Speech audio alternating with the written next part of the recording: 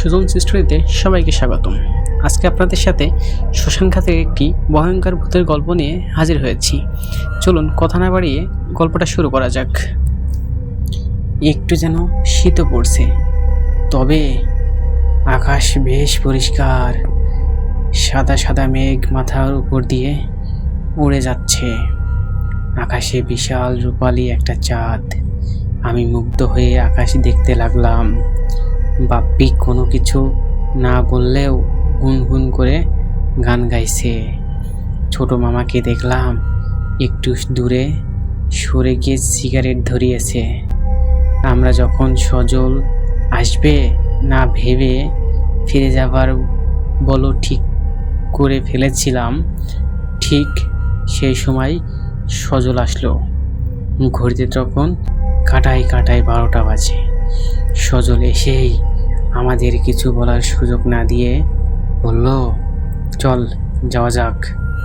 সজলকে দেখে আমার কিছুটা অন্যমনস্ক আর কেমন জানি চুপচাপ মনে হলো।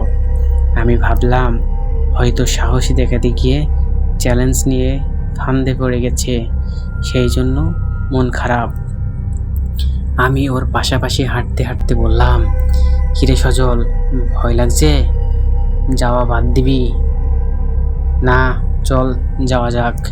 সজল বেশ গম্ভীরভাবে বলল, তোর খারাপ লাগলে থাক না, বিরক্ত করিস না। বললাম তো চল। কি হয়েছে রে? ফিরোজ আমার পাশে এসে জিজ্ঞেস করলো। না কিছু না।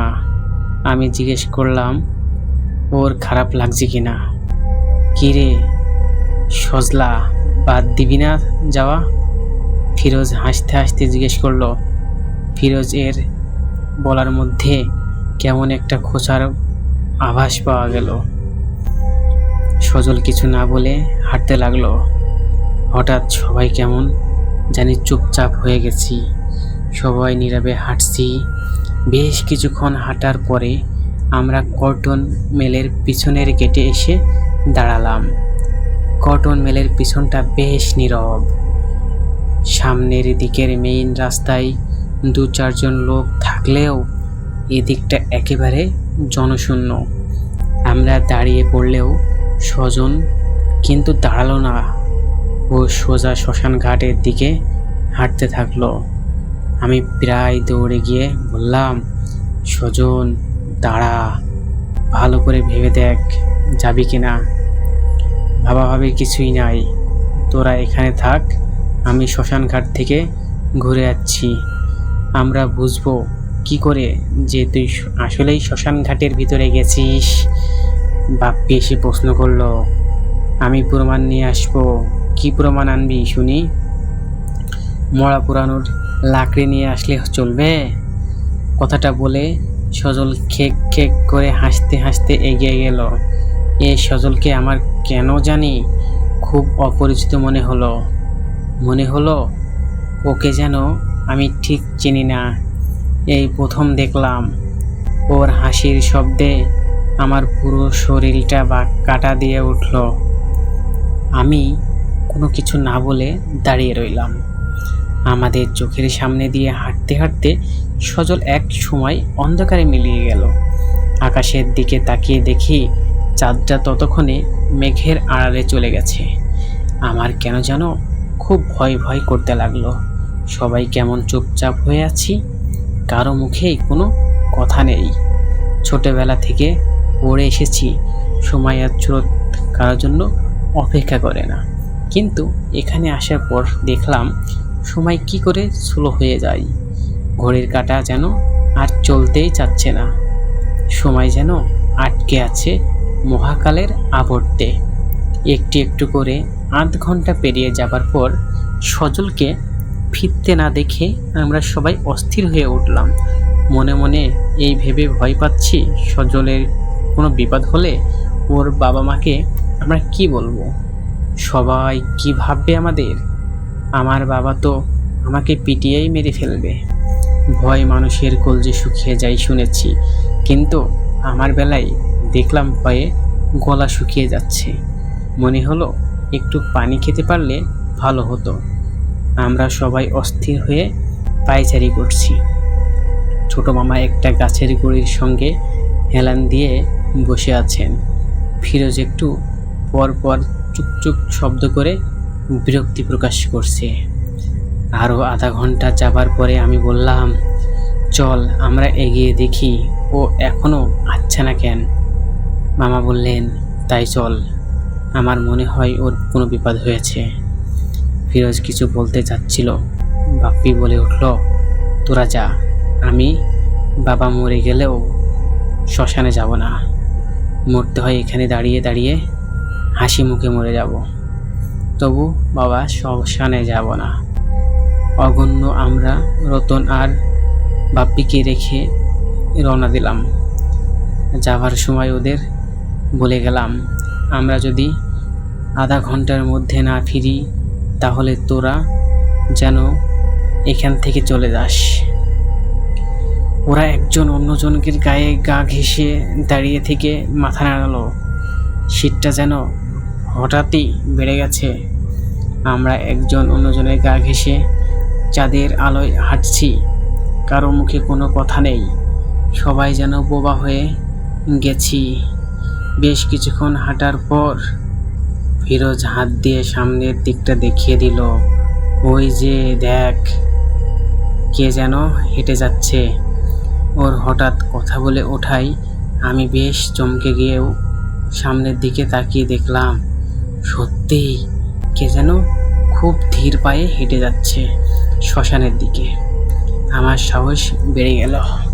আমি বললাম, সজনা না তো? মামা বললেন, মনে হয় না, 1 ঘন্টা আগে রওনা দিয়ে ও এতক্ষণে নিশ্চয়ই এখানে দাঁড়িয়ে থাকেনি, তাহলে হয়তো নাইট গার্ডস কেউ হবে। হ্যাঁ, তাড়াতাড়ি পা চালা, কাছে গিয়ে দেখি না কে। বলেই ফিরোজ জোরে হাঁটতে লাগলো। আমি আর মামাও জোরে পা চালালাম। হাঁটতে হাঁটতে নদীর পার দিয়ে আমরা অনেকটা দূরে চলে এসেছি। আমাদের সামনে হাঁটতে থাকা সেই আবহাওয়াটা এবার বেশ স্পষ্টই দেখা যাচ্ছে। চাঁদের আলোয় চাদরে শরীর ঢেকে হেলে দুলে লোকটা এগিয়ে যাচ্ছে, কিন্তু একটা বিষয় লক্ষ্য করে আমরা অবাক না হয়ে পারলাম না। আমরা জোরে জোরে পা চালিয়েও লোকটার কাছাকাছি হতে পারছি না। আমার কাছে মনে হলো লোকটাও যেন আমাদের সঙ্গে পাল্লা দিয়ে এগিয়ে যাচ্ছে। একসময় ফিরোজ জোরে হাত দিয়ে বলল, এই যে শুনছেন, একটু দাঁড়ান না, আমরাও ওদিকে যাব। লোকটা আমাদের দিকে না তাকিয়েই মেয়েলি গলায় মিনমিন করে বলল, এগিয়ে আসো। কিন্তু আমরা আরও জোরে পা চালিয়েও লোকটার কাছাকাছি হতে পারলাম না। এভাবে আরও কিছুক্ষণ হাঁটার পর হঠাৎ মামা বললেন, দাঁড়াও তোমরা, আমরা মনে হয় খারাপ জিনিসের পাল্লায় পড়েছি। আমি আর ফিরোজ সঙ্গে সঙ্গে দাঁড়িয়ে গেলাম। সমগ্র শরীর দিয়ে ঘাম টপ টপ করে পড়ছে। ফিরোজ প্রশ্ন করলো, খারাপ জিনিস মানে কি মামা? খারাপ জিনিস মানে হচ্ছে খারাপ জিনিস। দেখছো না আমরা কত চেষ্টা করেও ওটার কাছাকাছি হতে পারছি না। মামার কথা শুনে আমার সারা শরীর ঝিমঝিম করে উঠল। ফিরোজ কিছু বলল না, চুপচাপ দাঁড়িয়ে রইল। মামা বললেন, দাঁড়িয়ে থেকো না, হাঁটতে থাকো। তাহলে যদি ও জানে আমরা ওর লেগে ভয় পাচ্ছি তাহলে ও আমাদের ছাড়বে না। একসময় ফিরোজ ফিসফিস করে বলল, মামা চলেন ফিরে যাই। ফিরোজ যেন আমার এই মনের কথাটা বলল। মামা বললেন, আমরা অনেকটা পথ চলে এসেছি, এখন সামনে যাওয়া যাক, পেছনে যাওয়া তার চাইতে ভয়ঙ্কর। দরুদ পড়ে বুকে ফু দিয়ে হাঁটতে থাকো। আমি মনে মনে দুয়া দরুদ পড়তে চেষ্টা করলাম, কিন্তু পারলাম না, কিছুই মনে পড়ল না। বিড় করে উল্টাপাল্টা কী সব পড়লাম। একটা মোড় ঘুরে শ্মশান ঘাটের কাছাকাছি আসতেই হঠাৎ করে চাঁদটা মেঘের আড়ালে চলে যাওয়ায় চারিদিক অন্ধকারে ঢেকে গেল। আমি আর ফিরোজ ভয় পেয়ে মামার জামা টেনে ধরলাম। মামা বিড়বিড় করে বললেন, ভয় পাবি না, ভয় পাবি না, একদম না, একদম না। মামা ভয় পেতে না করলেও আমি কিন্তু ঠক ঠক করে কাঁপছি আর মামাকে ধরে একটু একটু করে এগুচ্ছি। শ্মশান ঘাটের গেটে আসার সঙ্গে সঙ্গে চাঁদটা আবার মেঘের আড়াল হতে বের হয়ে এলো। মনে মনে আল্লাহকে ধন্যবাদ দিলাম। ততক্ষণে আমাদের সামনে হাঁটতে থাকা লোকটা কোথাও যেন উধাও হয়ে গেছে। লোকটা কোথাও আর দেখলাম না। আমরা গেট দিয়ে শ্মশানের ভিতরে ঢুকলাম। পুরো শ্মশানে শুনশান নীরবতা, ঝিঝি পোকাও ডাকছে না। আমরা সজলকে খুঁজতে লাগলাম, কিন্তু কোথাও ওকে দেখা গেল না। গেটের কাছে দাঁড়িয়েই ফিরোজ এই সজল বলে বারবার হাঁকার দিল, কিন্তু কেউ উত্তর দিল না। রাতের অন্ধকারে সে ডাক প্রতিধ্বনিত হয়ে ফিরে এলো। মামা বললেন, চলো ভিতরে দিয়ে যাওয়া যাক, হয়তো ও ভিতরে আছে। মামা আমাদের জন্য হয়তো আর অপেক্ষা না করে পা বাড়ালেন। আমরাও দুরু দুরু বুকে মামার পেছন পেছন যেতে লাগলাম। কিছুটা ভিতরে ঢুকে বাম পাশে ঘুরতেই কিছুটা দূরে চার কোনায় চারটা কালো লোহার মোটা রড পোতা উঁচু একটা পাকা জায়গা দেখে বুঝলাম এখানে লাশ পোড়ানো হয়। তার কিছুটা দূরেই ডান পাশ দিয়ে নদীটা দেখা যাচ্ছে। আমি ডাক দিলাম, সজল, এই সজল, তুই কোথায়? নিজের গলা নিজের কাছেই যা কেমন অপরিচিত মনে হলো। সজল এখানে নেই। মামা কথাটা বলে নদীর দিকে এগিয়ে গেলেন। আমরাও পিছন পিছন গেলাম। নদীর ঘাটটাও ফাঁকা কেন নেই। আচ্ছা, এদিক সেদিকে ভাঙা মাটির হাঁড়ি, পাতিল, কলসি পড়ে আছে। বাম পাশের একটা গাছ থেকে কুরকুর করে একটা অচেনা পাখি ডেকে উঠতেই আমরা চমকে উঠলাম। একবার মনে হলো ঝেড়ে একটা দৌড় মারি। আমাদের মনের অবস্থা বুঝতে পেরে মামা বললেন, আমার এখন মনে হচ্ছে সজল তোমাদেরকে ফাঁকি দিয়েছে, ও এদিকটায় আসেইনি। আমি বললাম, হতেই পারে না মামা, ও তো আমাদের সবার চোখের সামনে দিয়ে এদিকে আসলো তো আমিও দেখলাম, কিন্তু তাহলে গেল কই? কোনো বিপদ আপদ হয়নি তো? ফিরোজ ফিসফিস করে বলল। ঠিক এমন সময় মামা বলে উঠলেন, ওইটা কে রে? সঙ্গে সঙ্গে আমি আর ফিরোজ চমকে উঠে মামার দেখানো হাত বরাবর লাশ পড়ানোর বেদিটার দিকে তাকালাম। তাকে কিছু দেখতে না পেয়ে ফিরোজ বলল, কোনটা মামা? ওই যে বেদিটার বাম পাশের রডটার কাছে বসে আছে। আমার বুকের ভেতরটা তখন ধক ধক করছে, হাত পাগুলো ঠক ঠক করে কাঁপছে। মনে হলো জ্ঞান হারিয়ে পড়ে যাব। ভালো করে তাকিয়ে দেখি সত্যিই কে যেন হাঁটতে শুরু করেছে। মামা জোরে জোরে বললেন, কে রে? কে ওখানে? কেউ উত্তর দিল না। মামা এবার এগুলোতে লাগলেন। আমরাও ঘরের মধ্যে আমার পিছনে পিছনে যেতে লাগলাম। বেদির কাছে ছায়াটার কাছাকাছি হতেই সেটি আস্তে আস্তে ধীরে ধীরে উঠে দাঁড়ালো। দেখে মনে হলো না কোনো তারা আছে। মামা আবারও বললেন, কে কে ওখানে? আমার কাছে মনে হলো কে যেন নাকি উচ্চ স্বরে উত্তর দিল, আমি কে? মামা আর একটু জোরে জিজ্ঞেস করলেন। ছায়াটা প্রথমে কিছু না বললেও হঠাৎ ঘুত ঘুত শব্দ করে বলে উঠল, তুই কে রে শুয়োর? আমাকে জিজ্ঞেস করিস আমি কে? আমরা চমকে উঠলাম, কেননা ছায়াটা চোখের পলকে আমাদের সামনে এসে দাঁড়িয়েছে। হালকা পাতলা শরীরে লাল টুকটুক দুটো চোখ। আমার জ্ঞান হারিয়ে ফেলার দশা হলো। মনে হলো আমি বুঝি ভয়েই মরে যাব। হঠাৎ করেই যেন চাঁদটা আবার মেঘের আড়ালে চলে গেল। আমি আর ফিরোজ মামার জন্য অপেক্ষা করলাম না। ওরে আগো বলে জোরে দৌড় মারলাম গেটের দিকে। টের পেলাম মামাও আমাদের সঙ্গে দৌড় লাগলো। আমরা গেটের কাছে আসতেই ধুমধাম বিকট শব্দ করে গেটটা বন্ধ হয়ে গেল। আমরা তিনজন আছড়ে পড়লাম গেটের উপর। ভয়ে আমি জ্ঞান হারা হয়ে গেছি। গেটের মধ্যে দু হাত দিয়ে আঘাত করতে করতে হিস্টিয়ার রোগের মতো দরজা খোলার জন্য চিৎকার করতে লাগলাম। পেছন ফিরে দেখি ছায়াটা হাসতে হাসতে আমাদের দিকে এগিয়ে যাচ্ছে। আমরা যা যা বলে চিৎকার করতে লাগলাম, কিন্তু ছায়াটা বাতাসে ভেসে ভেসে আমাদের দিকে এগিয়ে আসতেই লাগলো। মনে মনে ভাবলাম, আজই বুঝি জীবনের শেষ দিন। হে আল্লাহ, মাফ করে দাও, মাফ করে দাও বলে দু হাত দিয়ে মুখ ঢেকে ফেললাম। ছায়াটা আমাদের কাছ থেকে যখন হাত তিনেক দূরে, ঠিক সেই সময় কে যেন খুব গম্ভীর গলায় বলে উঠল, দাঁড়া,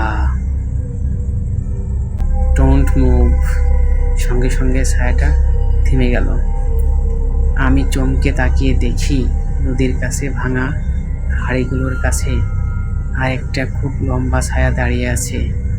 ছায়াটা লম্বা একটা আলখাল্লা পড়ে আছে বলে আমার আরও লম্বা লাগলো।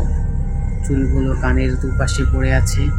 ছায়াটার কমে আমাদের দিকে আসতে থাকা ছায়াটা থেমে গিয়ে ভয়ঙ্করভাবে গদগদ শব্দ করতে করতে হুঙ্কারির দিকে ছুটে গেল। কিন্তু হুঙ্কারি ছায়াটার দিকে দু হাত উপরে তুলতেই ছায়াটা ছিটকে একদিকে পড়ে গিয়ে বাতাসে মিলিয়ে গেল। আমরা এবার হুঙ্কারি ছায়াটার দিকে তাকালাম। দেখলাম ছায়াটা আস্তে আস্তে উপরের দিকে উঠে যাচ্ছে। আর ঠিক সেই সময় ঘটাং করে গেটটা খুলে গেল। আমরা আর দাঁড়ালাম না, জোরে দৌড় লাগলাম। এক দৌড়ে কর্টন মেলের গেটে আসতেই দেখি রতন ওর বাবা চাচাদের ডেকে এনেছে। সবাই মিলে শ্মশানে যাবার জন্য প্রস্তুত হচ্ছিল। আমরা ফিরে আসায় সবাই বাবার বাসার উদ্দেশ্যে রওনা হলো। সজল কোথায় জিজ্ঞেস করাতে রতন বলল, ও ওর বাসাতেই আছে। ওর বাসার সঙ্গে আমার আব্বুর কথা হয়েছে। ও বাসায় গেলে কিভাবে জিজ্ঞেস করতে রতন কিছু বলল না। বলল, কাল কথা হবে, এখন বাসায় যা। পরিশেষে পরের দিন সকালে ঘুম থেকে উঠেই মার কানে শুনি সজল এসেছে, ড্রয়িং রুমে বসে আছে। আমি ড্রয়িং রুমে ছুটে গেলাম। ড্রয়িং রুমে গিয়ে দেখি ছোটো মামা সজলের সঙ্গে কথা বলছেন। আমাকে দেখে সজল উঠে দাঁড়ালো। আমি বললাম, তুই ঠিক আছিস তো সজল? সজল মাথা নেড়ে পকেট থেকে 200 টাকা বের করে আমার দিকে বাড়িয়ে দিয়ে বলল, আমায় মাফ করে দে। আমি কাল রাতে ভয়ে তোদের কাছ থেকে আসতে পারিনি। খুব ভয় পেয়ে গিয়েছিলাম। এই জন্য তোদের বাড়ির 200 টাকা, তোদের বাজির 200 টাকা। আমার তো আঙ্কেল গুরুম সজলা বলে কি? তাহলে গত রাতে আমরা কার জন্য শ্মশান ঘাটে গেলাম? কেই বা আমাদের সামনে দিয়ে হেঁটে হেঁটে শ্মশান ঘাটে গেল। তাহলে কি ওটা সজল ছিল না, ছিল অন্য কেউ?